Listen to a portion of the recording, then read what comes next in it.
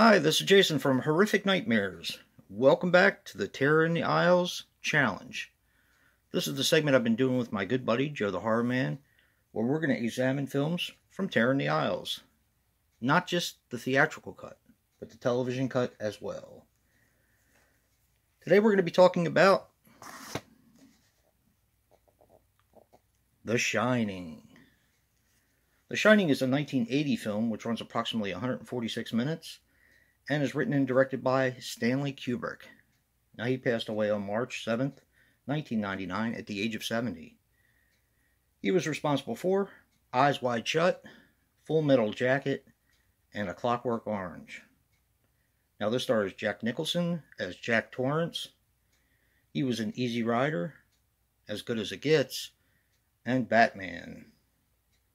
Shelley Duvall as Wendy Torrance. She was in Popeye, Three Women, and Annie Hall. And Danny Lloyd as Danny Torrance. He was in The Shining, and he had a bit part in Doctor Sleep. Now, the budget on this was $19 million, and it had a worldwide gross of $47 million. Okay, pretty sure just about everyone is familiar with The Shining, but just in case you're not, I'll give a brief synopsis.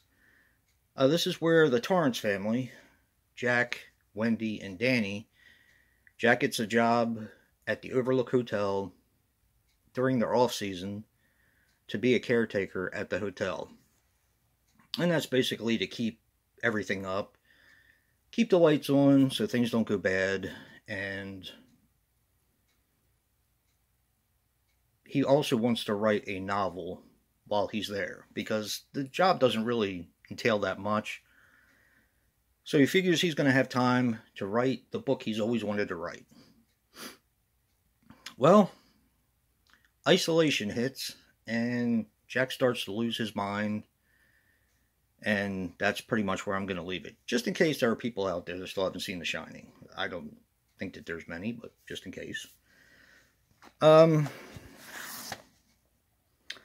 I still don't understand why Stephen King doesn't care for this adaptation of The Shining. I mean, I know it's different than his book, but it's a fantastic movie. It really is. Everyone puts out a really good performance, especially Shelley Duvall. When Jack starts to lose his mind and go crazy, her acting is absolutely incredible. Now, from what I've heard, he kind of tortures her in order to, Kubrick, that is, tortures her in order to get the performance that he wants. Which is not exactly very nice, but he was kind of known for doing stuff like that on set. I do have another recommendation. I'm not going to get to my relatable recommendation yet, but if you've ever seen Room 237, because that's where a lot of the stuff takes place in the film, a lot of the bad stuff, there's a documentary called Room 237 that is unbelievable. A lot of it may be coincidence, but it's probably not.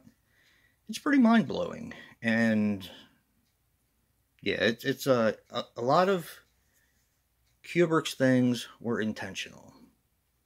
And he was pretty amazing. That's for sure, as a director. Now I'm going to go with my relatable recommendation. And this is going to probably not be everyone's cup of tea, because I knew this got a lot of hate when it came out.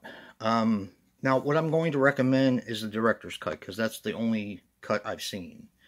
I didn't see this in the movies. I saw it when it came out on a DVD and Blu-ray. And I watched the director's cut, which is, of course, longer than the original cut. I think this is an amazing sequel, and having a sequel almost 30, 40 some years later,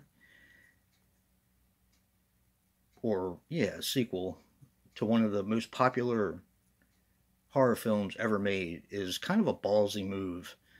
And I think that the director pulled it off really well. I think it's Mike Flanagan, if I'm not mistaken. Yeah, Mike Flanagan. I thought he did an incredible job. Ewan McGregor is great in this. And I want to tell you more about it, but I still feel like there's some people that haven't really seen Dr. Sleep yet. Like I said, the only thing I can recommend that I know that I find fantastic is the director's cut. I don't know about the theatrical cut because I've never watched it. I will eventually, but I do love the director's cut. So, everybody, if you haven't checked out The Shining, you really need to. It's pretty fantastic.